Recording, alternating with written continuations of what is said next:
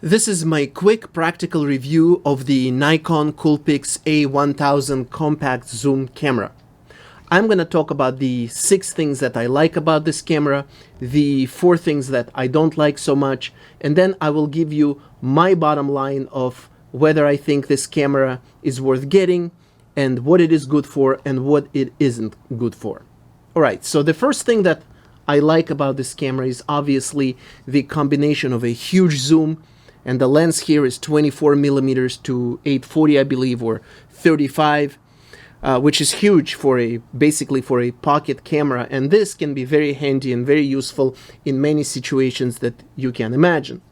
The second thing that I like about this camera is that the videos and the photos come out very sharp in good lighting, and more about the lighting later.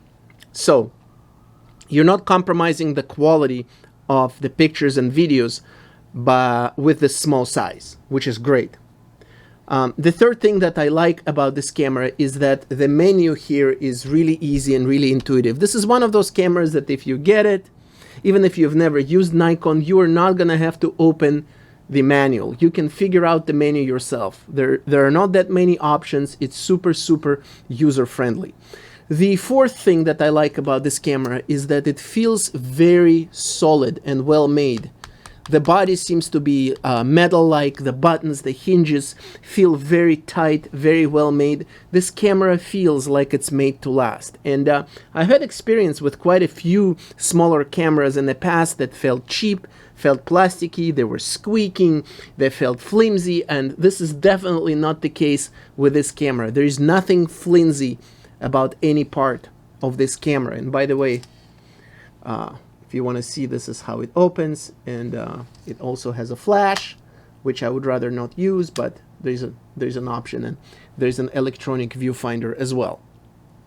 All right, the fifth thing that I like about this camera is that there is an option to charge this camera with a micro USB port. I know many people today prefer USB-C, but hey, it's still good to have this option, and better than not having it, which means you don't have to always bring your charger with you. You can just bring your USB charger without carrying that extra bulky part of the real chargers. And the sixth thing that I like about this camera is that the tripod mount is quite far. It's on the other side of the battery and SD card compartment. I know a lot of people are irritated with the fact that they have to take their camera off the tripod every time they have to replace a battery or a card. This is not going to be a problem here, no matter what kind of tripod you have. You're not going to see that issue. Okay, now let's talk about the cons, because this is a small camera with a large zoom. The aperture here is quite small, so this is not a low light friendly camera. The aperture here is 3.4 to 6.9 at the maximum telephoto.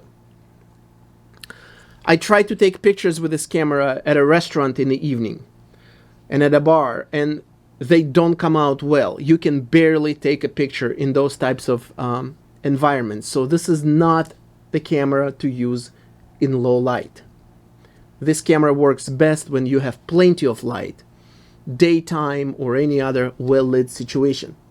The second thing that's not so great about this camera is that it doesn't have a headphone jack, a microphone jack, or a hot shoe. Not too many small cameras like this have all that, but this is something that's important to know.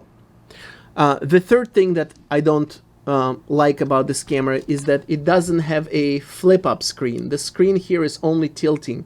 This is as far as it's gonna go, which is nice, but you know, if you want to vlog and if you want to see yourself, this is not the camera for that.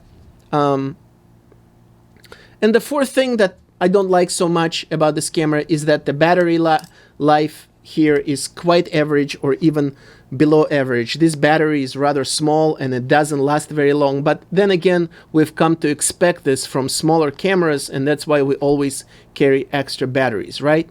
So what's the bottom line? I do think that this camera is worth getting because it's priced so reasonably if you want to have a large zoom in a small package. So You go to urban hikes, you go to non-urban hikes. You want to have a camera that's good for close-ups of people, of animals, of architectural details. This is a great camera for that if you don't want to carry a big, I don't know, DSLR or one of those Sony or Nikon super zooms that, I don't know, that weigh 2-3 pounds, whatever. This is a great option. This is not a good option for low light shooting, for shooting in the evening, for concerts, or for anything like that, both because it's not good in low light and also because you cannot attach an external microphone, so you cannot get a really good audio. The audio in this camera is quite decent, quite reasonable, but if you want a small camera with an excellent low light capability, you're going to have to compromise on zoom. You're going to have a much smaller zoom. So of course you can look into Canon G7X series. You can look at Panasonic LX10, which is great in low light and also reasonably priced. You can also look at the trendy Sony RX100 series, which is quite a bit more expensive, but it has excellent picture quality, and it's even smaller than this camera. So this camera is great to get for daytime. If you're shooting at night, have an extra camera or have a different camera. I'll include a link to this camera in the description, and if you have any comments or questions, feel free to post and I will respond as soon as I can. Thank you for watching.